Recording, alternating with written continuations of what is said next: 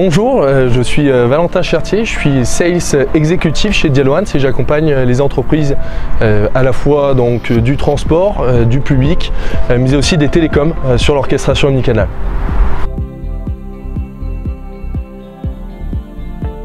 Mon expérience professionnelle dans la relation client, elle a commencé très jeune. À 17 ans, j'ai commencé une alternance en tant que conseiller commercial B2B chez Orange Pro. Donc j'accompagnais les entreprises de 1 à 10 salariés sur leurs outils de télécommunication. Par la suite, j'ai effectué un stage chez LVMH Client Services, chez qui j'étais assistant Key Account Manager. Et donc j'accompagnais plusieurs maisons du groupe sur leur relation client, sur le développement de leur relation client au niveau monde. Je dirais que les clés d'une expérience client réussie, c'est tout d'abord la simplicité.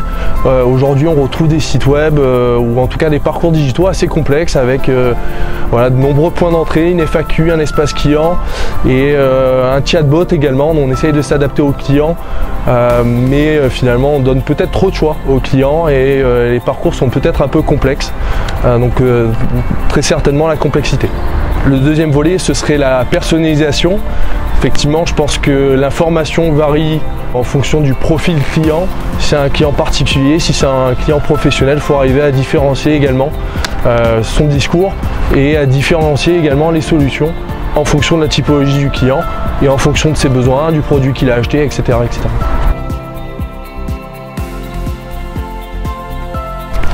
Je dirais que le premier enjeu de la relation client demain, c'est de mieux gérer finalement les flux de contact et ne plus les subir.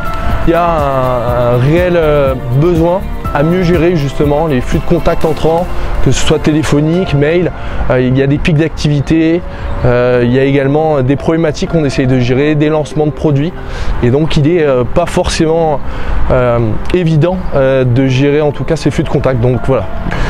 Il y a un enjeu également de digitalisation. Alors pourquoi digitalisation? Parce qu'on est beaucoup plus sur nos téléphones, on est beaucoup plus sur nos ordinateurs, il y a moins de physique. Il est important de fournir des solutions de self-care pour consulter sa facture, pour comprendre sa facture, mais également pour faire des modifications de RIB, d'IBAN, etc., etc. Il y a plein d'exemples où les entreprises doivent travailler pour s'adapter justement à leurs consommateurs, leur donner de l'autonomie et pour également donc soulager finalement les accueils téléphoniques, les conseillers qui vont traiter les appels rébarbatifs à faible valeur ajoutée.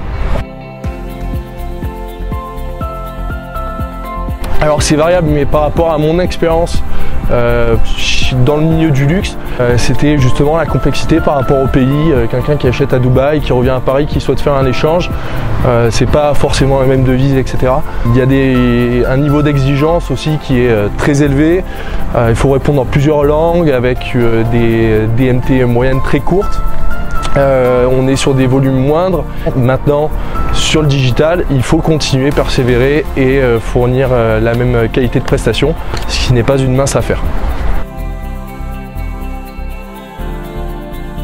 Je vais parler de l'expérience qui s'est passée dernièrement. J'étais donc dans un train SNCF et j'ai remarqué comme quoi donc mon trajet était infaisable. Alors j'étais déjà dans le train, je suis allé voir le conducteur. Et je lui ai dit comment je fais sachant que mon trajet est infaisable. Voilà, il a essayé de trouver une solution. Bon, je n'étais pas tout à fait satisfait parce que j'avais pas de solution digitale, j'avais pas de numéro de téléphone. Mais en tout cas, j'ai été pris en charge à Lyon. On nous a fourni une chambre d'hôtel, on nous a pris directement aussi un nouveau train pour le lendemain. On voit en tout cas que l'humain sait traiter l'humain sur des voilà, questions à forte complexité, on va dire. Et donc pour moi, voilà, malgré que le trajet était infaisable, on a vu en tout cas une grosse mobilisation de la SNCF et c'est là pour moi que je passe une très bonne expérience client. Je souhaiterais donner la voix à Édouard Yveled donc de Gazprom, avec qui on a bien échangé en 2021 sur la relation client et je serais ravi de connaître son avis sur ces différentes questions.